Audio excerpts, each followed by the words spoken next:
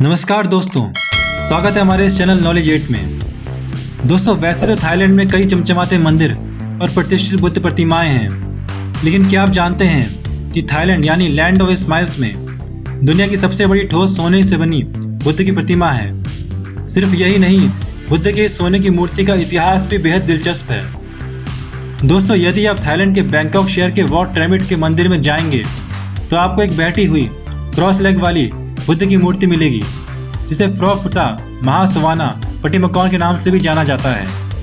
सोने से बनी कई बुद्ध प्रतिमाओं के विपरीत इस मूर्ति पर सिर्फ सोने की चादर ही नहीं चढ़ी हुई, बल्कि यह पूरी की पूरी शुद्ध सोने से बनी है। 3.91 मीटर ऊंची और 3.01 मीटर चौड़ी ये दुनिया की सबसे बड़ी ठोस सोने की बुद्ध प्रतिमा है। इसका वजन चौंका देने वाला 5.5 टन का है, यानी 5,500 किलो का है। दोस्तों, इस मूर्ति की सुनहरी छवि शायद भगवान बुद्ध की कई अन्य मूर्तियों की तरह दिखती है, लेकिन जब आप इस मूर्ति के अविश्वसनीय इतिहास के बारे में जानेंगे तो ये और भी ज़्यादा दिलचस्प हो जाती है। बुद्ध की सोने की मूर्ति के बारे में यह तो अनिश्चित है कि यह मूर्ति कब बनाई गई थी, लेकिन इतिहासकारों का मानना है कि यह सुखोताई काल यानी 1230 से 1430 ईसा पश्चात की है, क्योंकि इसमें इस युग की कई विशेषताएं हैं। हालांकि इसे बाद में भी बनाया जा सकता था और पहले की शैलियों से प्रभावित किया जा सकता था। ऐसा माना जाता है कि जब प्राचीन शाम देश की राजधानी अयोध्या में स्थानांतरित हुई तो मूर्ति को भी स्थानांतरित कर दिया गया। प्रतिमा को हो सकता है 1400 के दशक की शुरुआत में स्थानांतरित किया गया था। हालांकि यदि यह मूर्ति की उत्पत्ति अयोध्या में हुई थी तो इसे 1700 के दशक के मध्य तक किसी भी समय बनाया होगा। अयोध्या में किसी समय अत्यधिक मूल्यवान बुद्ध की सोने की मूर्ति को इसके वास्तविक महत्व को छिपाने और चोरों से बचाने के प्रयास में चमकदार कांच के साथ कंक्रीट की एक परत से ढक दिया गया था। अब यहाँ पर विद्वानों का यह मानना है कि यह निश्चित रूप से प्राचीन शहर अयोध्या पर बर्मी आक्रमणकारियों द्वारा कब्जा किए जाने से पहले हुआ होगा। जब बर्मी लोगों ने आक्रमण करके अयोध्या पर कब्जा कर लिया तो उन्होंने लगभग सभी मूल्यवान वस्तुओं को हटा दिया।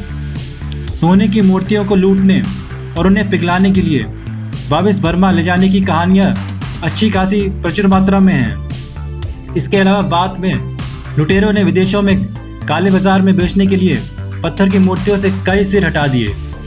दोस्तों, यही कारण है कि आज अयोध्या की कई बुद्ध प्रतिमाओं में कोई सिर नहीं है।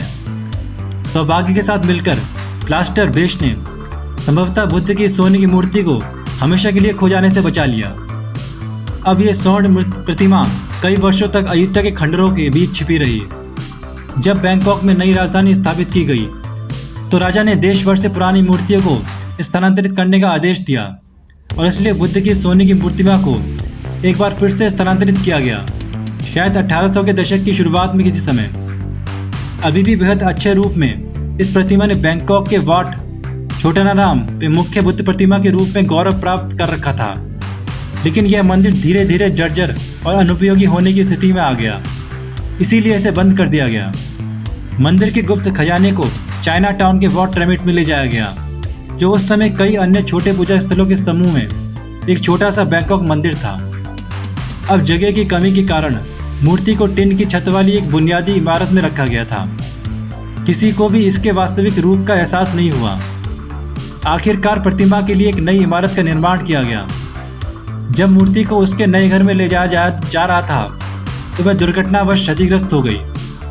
अब आमतौर पर देखा जाए तो उस समय यह बहुत दुख का कारण होगा।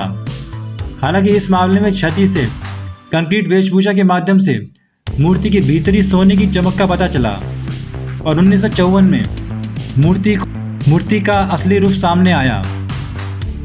तो दोस्तों, यह था भगवान बुद्ध की 5.5 टन की सोने की मूर्ति का इतिहास। दोस्तों, वीडियो पसंद आया तो इसे लाइक कीजिए और मेरे चैनल को सब्सक्राइब कीजिए। धन्यवाद।